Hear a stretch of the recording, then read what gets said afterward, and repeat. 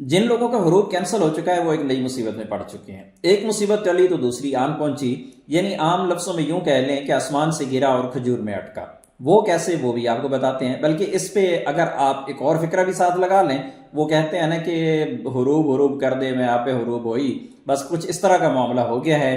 अब जिनका हरूब कैंसिल हुआ है उनके साथ, तो वो क्या मुसीबत है वो मैं आपको बता रहा हूँ। एक मुसीबत तो साय खास अमिल मंजली के लिए बन गई है, और दूसरी मुसीबत जो है वो कंपनी मुसस्सा वाले के लिए। साय खास आमिल मंजली के लिए तो सिंपल सी चीज़ है कि आपको भी पता है कि साय खास आमिल मंजली का हरूब कैंसिल नहीं हुआ, और जब दूसरी तरफ मुसस्सा कंपनी वालों का हरूब कैंसिल हुआ तो वो थोड़े से तकलीफ में आ गए हैं। ज़ाहिर है बंदे को तकलीफ तो होती है कि यार उन लोगों का हरूब कंपनी मुसस्सा वालों का तो कैंसिल किया है, हमारा क्यों नहीं किया, हमें क्यों नहीं टाइम दिया, हमें भी टाइम देना चाहिए था। और अच्छी बात है, ये सोचना चाहिए, सऊदी हुकूमत को भी सोचना चाहिए कि हरूब तो हरूब है, चाहे वो मुसस्से में काम करने वाले हैं, चाहे वो घरेलू मुलाजिम है, कोई भी हो।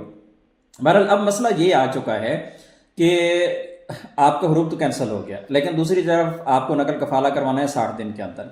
जब आप नकल कफाला के लिए जा रहे हैं, जितने भी लोग रिक्वेस्ट सेंड कर रहे हैं नकल कफाला की, तो उनको जो फीस आ रही है ना 9, 10, 15, 20, 25, 30 हज़ार रियाल तक। अब ये इतनी जो फीस है, आप दूसरी जगह पे अगर नकल कफाला करवाते हैं तो इतनी फीस कौन पे करेगा? नई कंपनी या नया कफील तो कभी भी पे नहीं करेंगे। उसकी वजह यह है कि जो भी बंदा हरूब वाला है वो इस वक्त एक किस्म का आज़ाद है, यानी आम लफ्ज़ों में कह लें कि फलां बंदा आज़ाद वीज़े पे काम करता है। जो हरूब वाले हैं तो उनका तो बिल्कुल ही कोई वाली वारस नहीं था, तो वो अपने तौर पे कहीं ना कहीं कुछ ना कुछ रोज़गार कोई कमा रहे थे, कुछ मुश्किलात में थे, कुछ आसानियाँ जो भी था। बहरहाल अब हरूब कैंसिल होने के बाद ये मुसीबत आन पड़ी है कि इतनी बड़ी अमाउंट पे कौन करेगा।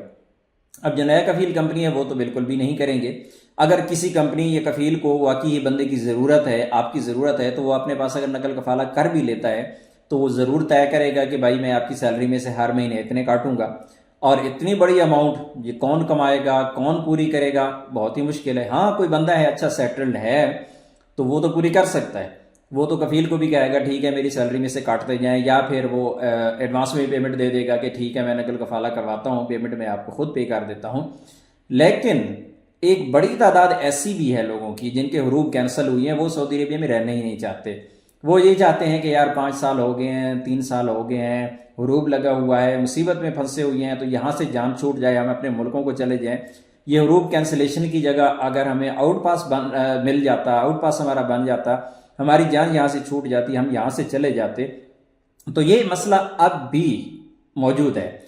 मेरी तरह के बहुत सारे यूट्यूबर्स और ख़बरें देने वाले और मुख्तलिफ चीज़ें आपको बताने वाले मुबारकें हम आपको दे चुके हैं, लेकिन हकीकत पहुँचाना भी हमारी ज़िम्मेदारी बनती है कि हकीकत क्या है। तो हकीकत ये है कि हरूब कैंसिल होने के बाद भी एक बड़ी मुसीबत है, एक तलवार है जो उन लोगों पर लटक रही है जिनके हरूब लगे हुए थे। अब अगर वो 60 दिन में अपना हरूब कैंसिल नहीं करवाते, यानी नकल कफाला दूसरी जगह पे वो नहीं करते, हरूब तो कैंसिल हुआ, लेकिन अगर दूसरी जगह पे नकल कफाला नहीं करते तो तब भी मरते हैं, और अगर नकल कफाला करवाते हैं तब भी मरते हैं, तब भी उनके पास कोई ऑप्शन नहीं है। तो अल्लाह करे कि सऊदी गवर्नमेंट को ये भी ख्याल आ जाए कि अगर उनका हरूब कैंसिल किए हैं तो उनके जो पिछले अकामों की फीसें हैं वो ख़त्म कर दी जाएँ, या उन पर जो फ़ाइन है अगर कोई, तो उनको ख़त्म किया जाए ताकि लोगों की इजीली हरूब कैंसिल हो। तो बज़ाहिर जो पॉलिसी है, एक गवर्नमेंट की जो पॉलिसी है, बज़ाहिर नज़र ऐसे आ रही है जिस तरह आप अपने मुल्कों के देख लें कि कोई भी गवर्नमेंट जब अनाउंसमेंट करती है, मैं एक छोटी सी मिसाल आपको दे देता हूँ कि अगर गवर्नमेंट अनाउंस करती है कि हम जी ट्रैक्टर दे रहे हैं, गवर्नमेंट अनाउंस कर दी हम ट्रैक्टर दे रहे हैं किसानों को और अपनी दरखास्तें जमा करवाएं। अब जितने भी जो किसान है वो दरखास्तें जमा करवाएंगे और हर बंदा उसकी दरखास्त की फ़ीस है 1000 रुपये। अब लाखों जो दरखास्तें वो जमा हो जाती हैं, लाखों लोग जो हैं वो फीसें जमा करवा देते हैं, और बाद में जो ट्रैक्टर निकलते हैं वो 10-15, और पता चलता है कि यार हुकूमत ने उन्हीं जो पैसे इकट्ठे किए थे दरखास्तों के 1000 वो ट्रैक्टर भी दे दिए, और बाकी की जो पेमेंट है वो अपनी जेब में रख ली। तो हुकूमत जब भी किसी भी किस्म का काम करती है, ज़्यादातर यही होता है कि किसी न किसी तरीके से पैसा इकट्ठा करना, और जो मुल्क का सिस्टम होता है ज़ाहिर है वो टैक्सेस पे या इसी तरह की पॉलिसीज़ पे चलता है। तो अल्लाह ना करे कि सऊदी अरेबिया में ऐसा हो। सऊदी हुकूमत पहले भी गैर मुल्कियों को बहुत ख्याल रखती आई है, बहुत ज़्यादा मसाइल होते हैं, लेकिन उसके बावजूद उनकी फ़ीसें भी माफ़ की जाती हैं, आउट पास भी दिए जाते हैं। हालांकि इलीगल जो बंदा होता है ज़ाहिर है उसमें अपनी गलतियां भी कुछ होती हैं, चले हरूब नाजायज़ भी होते हैं, लेकिन जो गवर्नमेंट की पॉलिसी के मुताबिक حروف والا بندہ جو ہے اس کی ہی غلطی مانی جاتی ہے، یا اوور اسٹے والے لوگ ہوتے ہیں، یا اور جتنے بھی مسائل ہیں. تو اللہ کرے کہ سعودی حکومت بھی ان کا مزید اس میں بہتری لائے، اور جو خاص عامل منزلی ہیں اللہ کرے کہ ان کو بھی ٹائم ملے. اور یہ جو فیس کا اس کا وقت مسئلہ آ رہا ہے کہ ہماری دعا ہے کہ اللہ کرے اس سے کسی نہ طریقے سے جان چھوٹ جائے. ادروائز جتنے بھی لوگوں کا حروف کینسل ہوا ہو، میں یہ دعوے سے کہہ رہا ہوں کہ اگر ایسا ہوا اور یہ فیسیں اسی طرح جمع کروانا پڑی تو ایسی صورت میں مجھے لگتا ہے کہ 70-80% لوگ اپنے نقل کفالے نہیں کروا پائیں گے.